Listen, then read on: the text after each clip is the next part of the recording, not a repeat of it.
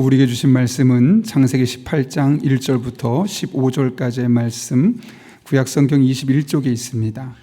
창세기 18장 1절부터 15절까지의 말씀입니다. 우리 하나님의 말씀 1절부터 15절까지 다 같이 한 목소리로 천천히 봉독하겠습니다. 같이 읽습니다. 여호와께서 만물의 상수리나무들이 있는 곳에서 아브라함에게 나타나시니라. 날이 뜨거울 때 그가 장막문에 앉아 있다가 눈을 들어 본즉 사람 셋이 맞은편에 서 있는지라. 그가 그들을 보자 곧 장막문에서 달려나가 영접하며 몸을 땅에 굽혀 이르되 내 주여, 내가 주께 은혜를 입어 싸우면 원하건대 종을 떠나 지나가지 마시옵고 물을 조금 가져오게 하사 당신들의 발을 씻으시고 나무 아래에서 쉬소서. 내가 떡을 조금 가져오리니 당신들의 마음을 상쾌하게 하신 후에 지나가소서. 당신들이 종에게 오셨음이니이다. 그들이 이르되 내 말대로 그리하라. 아브라함이 급히 장막으로 가서 사라에게 이르되 속히 고운 가루 세 쌀을 가져다가 반죽하여 떡을 만들라 하고, 아브라함이 또 가축대 있는 곳으로 달려가서 기름지고 좋은 송아지를 잡아 하인에게 주니 그가 급히 요리한지라. 아브라함이 엉긴 젖과 우유와 하인이 요리한 송아지를 가져다가 그들 앞에 차려놓고 나무 아래 모셔섬에 그들이 먹으니라. 그들이 아브라함에게 이르되 내 아내 사라가 어디 있느냐? 대답하되 장막에 있나이다. 그가 이르시되 내년 이맘때 내가 반드시 내게로 돌아오리니 내 아내 사라에게 아들이 있으리라 하시니 사라가 그 뒤 장막문에서 들었더라. 아브라함과 사라는 나이가 많아 늙었고 사라에게는 여성의 생리가 끊어졌는지라. 사라가 속으로 웃고 이르되 내가 노쇠하였고 내 주인도 늙었으니 내게 무슨 즐거움이 있으리요? 여호와께서 아브라함에게 이르시되 사라가 왜 웃으며 이르기를 내가 늙었거늘 어떻게 아들을 낳으리요 하느냐? 여호와께 능하지 못한 일이 있겠느냐? 기한이 이를 때 내가 내게로 돌아오리니 사라에게 아들이 있으리라. 사라가 두려워서 부인하여 이르되 내가 웃지 아니하였나이다. 이르시되 아니라 내가 웃었느니라. 아멘. 함께 기도하고 말씀 나누겠습니다. 거룩하신 아버지 하나님, 이 새벽에 기도할 마음을 주셔서 깨워주시고 이곳까지 친히 인도하신 은혜를 진심으로 감사를 드립니다. 하나님께서 뜻이 있어 기도하게 하시고자 이곳으로 부르셨사온데 우리들의 영혼을 하나님께로 온전히 모두어 주시고 성령으로 충만한 가운데 선포되는 말씀, 내게 주신 말씀을 붙들고 기도할 때 우리들의 삶을 바꾸시고 조정하시고 응답하신 하나님 만나는 복된 한 날 되게 하여 주옵소서. 예수님의 이름으로 기도하옵나이다. 아멘. 교회 소식 두 가지 먼저 정하겠습니다. 오이코스 리더 모임이 올해 시작하면서 첫 모임입니다. 6시 40분에 지혜실에서 있고 또 교육위원회가 동일한 시간 6시 40분에 오이코스 리더 모임은 비전실에서, 교육위원회는 지혜실에서 있습니다. 네, 위에서 함께 또 기도해 주시기를 부탁드립니다. 동서고금을 막론하고 중요한 자리에 배치되어서 승진하는 사람들을 보면 공통점을 하나 발견할 수 있습니다. 대부분 비서실이나 기획실에서 근무하고 있다는 거죠. 대표에게 아부를 잘했기 때문에 그럼 그 사람이 그런 자리에 올라가느냐? 아니요. 늘 대표와 함께 하고 있기 때문에 그런 겁니다. 계속 함께 하다 보면 대표의 취향을 알 수 있죠. 또 관심사를 알 수 있고 또 모르는 것은 물어보면서 답을 찾아갈 수 있는 겁니다. 그러다 보니까 자연스럽게 대표는 그런 사람이 믿을 수 있게 되어지고 더 오랜 시간을 함께하고 싶어지고 그에게 중요한 일들을 계속해서 맡기고 싶어지는 겁니다. 영적인 원리도 별로 다르지 않습니다. 우리가 하나님과 늘 친밀한 일상을 살다 보면 우리를 향한 하나님의 아버지의 마음이 보이기 시작합니다. 하나님의 뜻이 조금씩 선명해지기 시작하고 분별할 수 있게 되어집니다.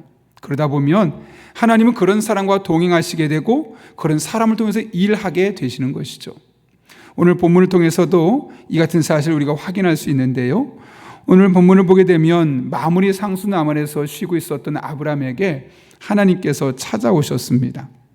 오늘 본문을 보게 되면 세 사람이 찾아왔다고 이야기하죠. 자, 그런데 이 같은 세 사람이 찾아왔을 때 아브라함이 어떻게 반응하고 있는지가 2절에 기록됐는데 같이 한번 읽겠습니다. 시작.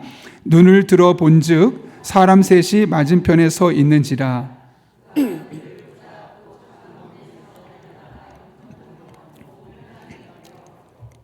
아브라함은 그들을 보자마자 곧 달려나가서 몸을 땅에 굽혔다고 합니다. 사실 그 당시에 더위에 지쳤던 나그네를 아주 공손하게 환대하는 것은 일상적인 관습이었습니다. 그런데 오늘 아브라함의 환대는 좀 지나치다 싶을 정도로 너무 저자세입니다.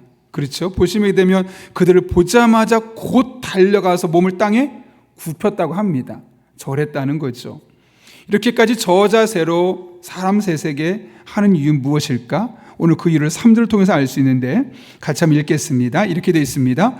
이르되 내 주여 내가 주께 은혜를 입어 싸우면 원하건대 종을 떠나 지나가지 마시옵고. 아브라함이 그들을 뭐로 부르냐면 내 주여라고 부릅니다. 사실 우리 성경의 본시 번역이 참 잘 됐는데요. 여러분 보시면 세 사람이 있었지 않습니까? 근데 그 세 사람 중에 아브라함은 내 주여라고 말합니다. 내 주님들이여. 세 명이면 복수 아니겠습니까? 그래야 되는데 원문도 그렇고 오늘 성경 번역도 그렇고 내 주여 단수로 부르고 있는 겁니다. 그렇다면 그 셋 중에 누군가에게 이 이야기를 하고 있는 것이죠. 이 단어 중에 주여란 단어가 히브리어로 아도나이란 단어가 쓰였습니다. 많이 들어보셨을 거예요. 아도나이는 이스라엘 백성들이 하나님의 이름을 함부로 부를 수 없었기 때문에 그 이름을 별명처럼 불렀던 이름입니다. 그래서 고대 근동에서 하나님은 우리 이스라엘의 삶에 너무나 거룩한 분이었기 때문에 그 거룩하신 분 앞에 죄를 지은 우리가 어떻게 하나님 이름을 함부로 부를 수 있겠느냐. 그래서 엘로힘이라는 이름을 부를 수 없었고 그래서 어떻게 불렀냐면 아도나이, 자음만 따서 불렀던 것이죠. 지금 오늘 보시면 아브라함이 세 사람이 있는데 그 중에 한 사람에게 내 주님 아도나이 즉 하나님이라고 부르고 있었다는 것이죠. 이 말은 아브라함이 세 사람 중에서 한 사람은 사람이 아니라 하나님께서 오신 분이라는 사실을 분명히 깨달았고 인식했다는 것을 우리는 알 수 있는 겁니다. 실제로 1절을 보게 되면 여호와께서 마므레의 상수리 나무들이 있는 곳에서 아브라함에게 나타나셨다라고 그 문장으로 진술하고 있죠. 그러니까 그 셋 중에 하나는 하나님이셨고 아브라함은 그 하나님에게 내 주님 아도나이라고 부르고 있는 것이죠. 이를 통해 아브라함은 하나님을 알아볼 수 있는 그런 영적인 감각을 수유한 사람이었음을 우리는 알 수 있습니다. 하나님이 하시는 일들을 분별해낼 수 있는 영성을 수유했다는 것을 우리는 알 수 있는 것이죠. 물론 그가 하나님을 어떻게 알아낼 수 있었는가 그 부분 본문에 나와 있지 않습니다. 왜요? 그것은 관심이 아니니까요. 그러니까 본문의 저자도 아브라함이 어떻게 하나님을 알아차릴 수 있었을까? 그는 그렇게 중요하게 보지 않았습니다. 오직 하나 아브라함이라는 사람이 그 많은 세 사람 중에 한 사람이 하나님이 사람의 모습을 입고 오셨다는 사실을 알아차릴 만큼 영적인 감각이 탁월했고 그런 영적인 분별력을 가진 소유자였다는 사실을 우리에게 전하는 것이 목적이었기 때문에 그 부분만 강조하고 있는 것이죠. 설교를 준비하면서 이런 생각을 해봤습니다. 만약 하나님께서 오늘 우리들이 살아가고 있는 이 삶의 자리에 사람의 모습으로 오신다면 어떤 모습으로 오실까? 그리고 나는 그 속에서 하나님을 분별해내고 찾아낼 수 있을까? 오늘 본문에서 하나님은 아브라함을 방문한 손님 중에 하나의 모습으로 찾아오셨습니다.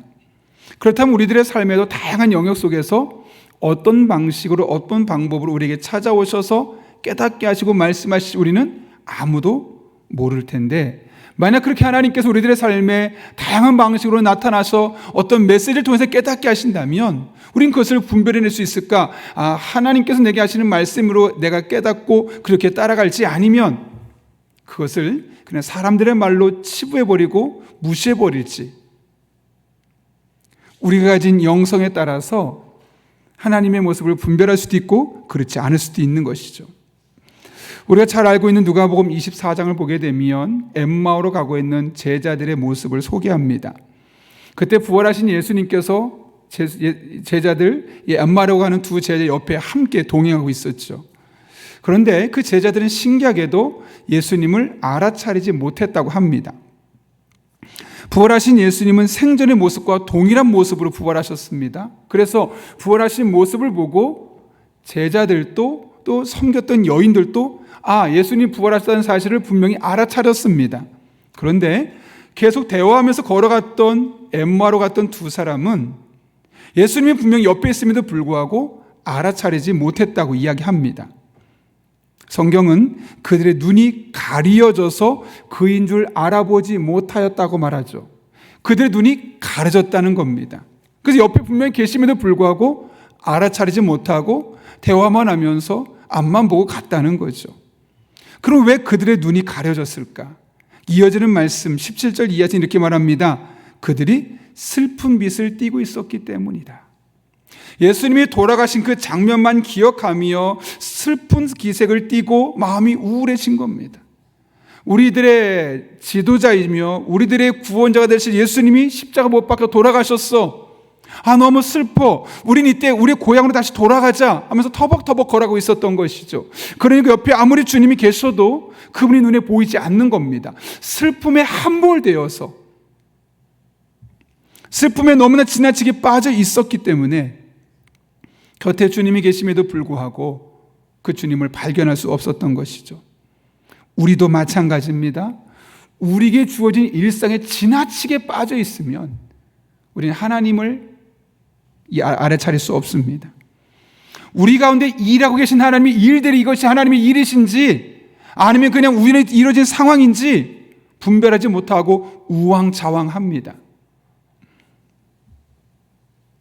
여러분, 일상의 삶에 함몰되지 않기를 바랍니다.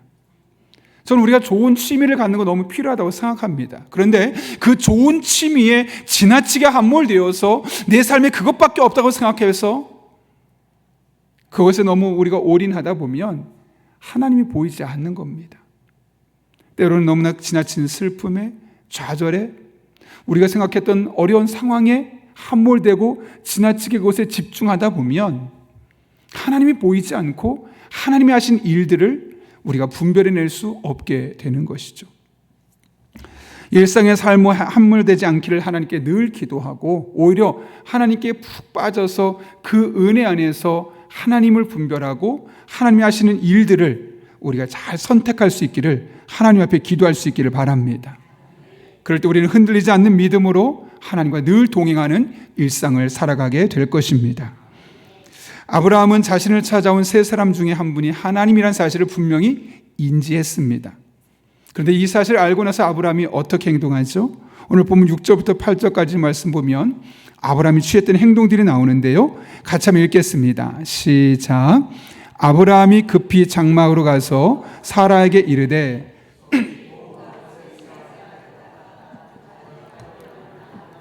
아브라함이 또 가축대 있는 곳으로 달려가서 기름지고 좋은 송아지를 잡아 하인에게 주니 그가 급히 요리한지라. 아브라함이 엉긴 젖과 우유와 하인이 요리한 송아지를 가져다가 그들 앞에 차려놓고 나무 아래 모셔 섬에 그들이 먹으니라. 아멘. 여기 보면 몇 가지 동사가 나옵니다.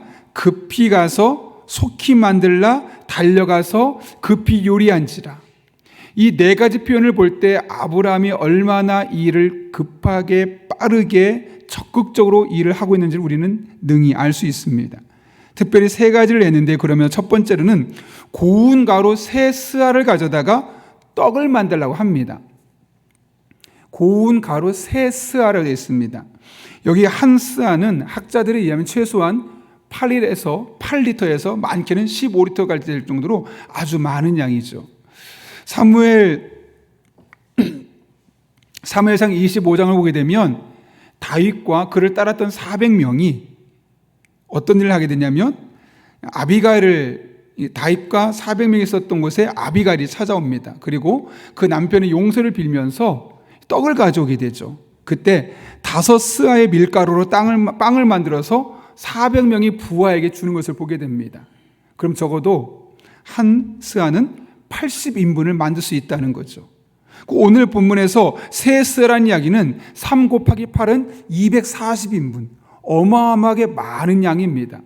실제로 240명이 있어서가 아니라 그렇게 풍성하게 적극적으로 준비했다는 사실을 우리에게 보여주고 있는 겁니다. 또 아비람이 한 일이 뭐냐면 송아지를 잡았는데 그 많은 송아지 중에 그냥 손에 잡히는 것이 아니라 가장 좋은 기름지고 좋은 송아지를 잡았다고 이야기합니다. 그 당시에 송아지 요리는 매우 고급스럽고 귀한 요리로서 아주 중요한 손님이 아니면 절대로 내놓지 않는 최상급의 요리 재료였습니다. 지금 그렇게 가장 좋은 고기를 가져다가 그 세 사람을 대접하고 있는 것이죠. 또 엉긴 젖을 주었다고 합니다.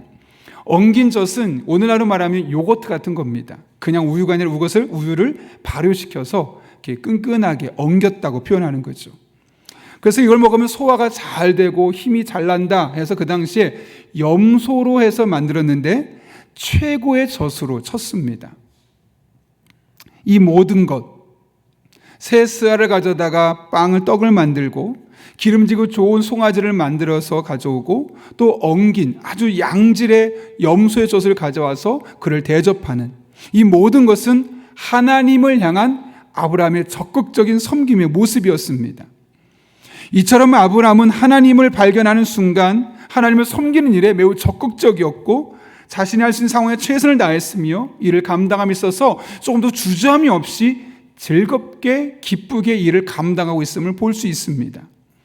마치 값 비싼 향유를 예수님의 머리에 바리 위에 부었던 자신의 머리로 바리에 부었던 여인처럼 아브라함은 자신이 가지고 있었던 최고의 것으로 최선을 다해서 아낌없이 하나님을 위해서 헌신하고 드리고 있었던 것이죠.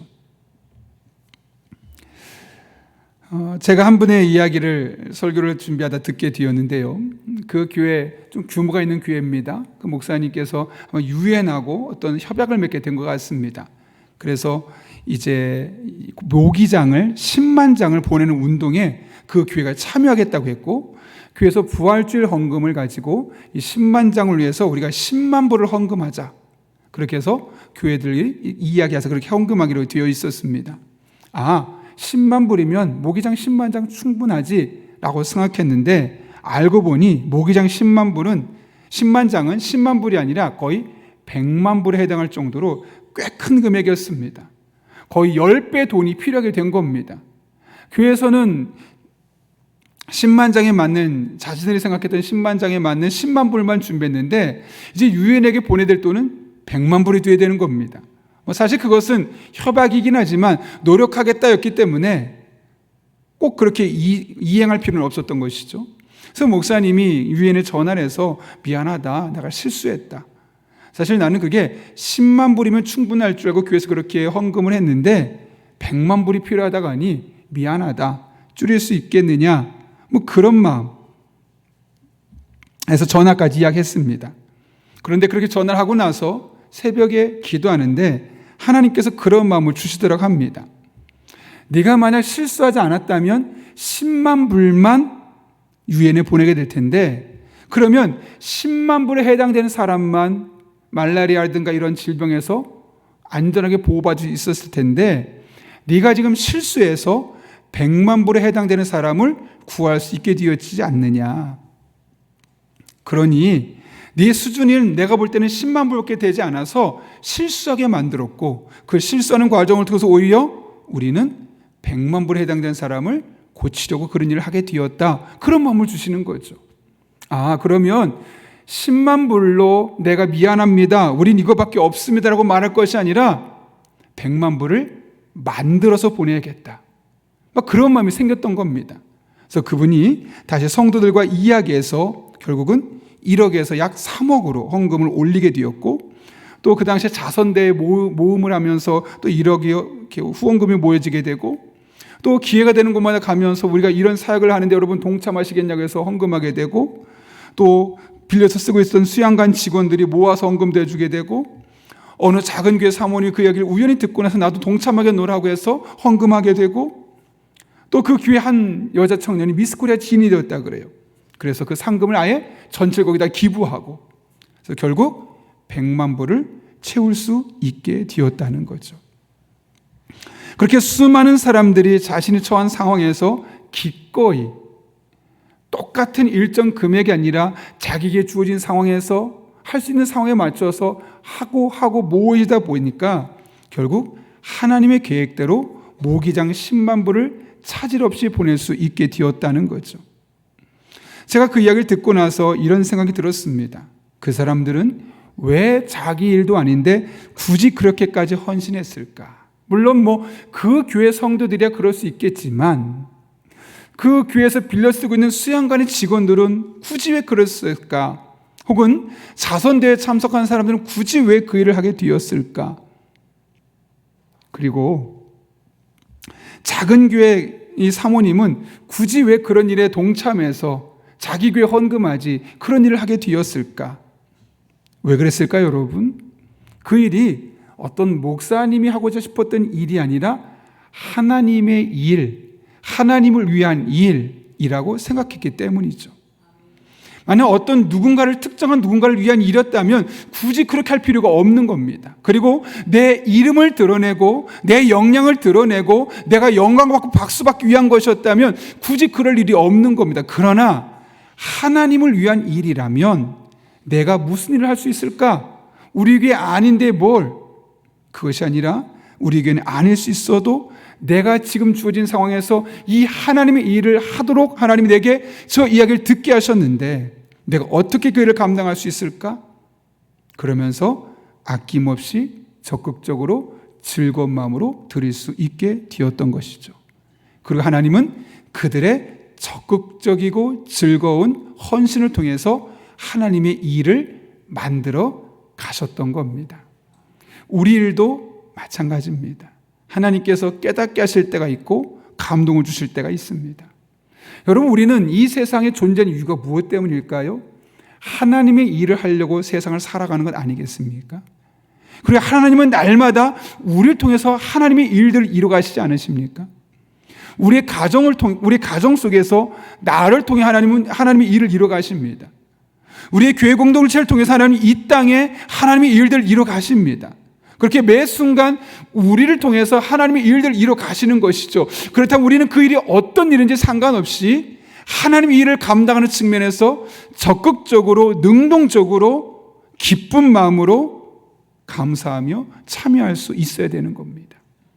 돈을 내라는 게 아닙니다. 우리가 주신 모든 일상의 삶이 하나님의 일이라면 그 일을 함에 있어서 이것 때문에 안 되고 저 때문에 어렵고가 아니라 어떻게 그 일을 감당할 수 있을까를 고민하며 적극적으로 감당해 나가는 그런 믿음의 모습이 우리의 삶이 되어야 하고, 그렇게 적지만 내게 주어진 그 일상의 삶에서 그 일을 감당하며 나갈 때 하나님은 나를 통해 우리를 통해 하나님의 일을 이 땅에 이루어 가시는 거죠. 그래서 우리가 이 세상에 존재하는 겁니다. 아니라면 하나님이 이미 우리를 불러가셨을 겁니다. 그런 여러분, 우리가 일할 수 있음에 감사하고 헌신할 수 있음에 감사하고 무엇보다 하나님의 일에 쓰임받을 수 있음에 감사하며 주시는 일상을 즐겁게 적극적으로 능동적으로 헌신하며 나아갈 수 있는 저 여러분 될 수 있기를 예수님의 이름으로 축원합니다. 우리 이 시간 그 하나님의 은혜를 구하며 함께 찬양하려고 하는데요. 했던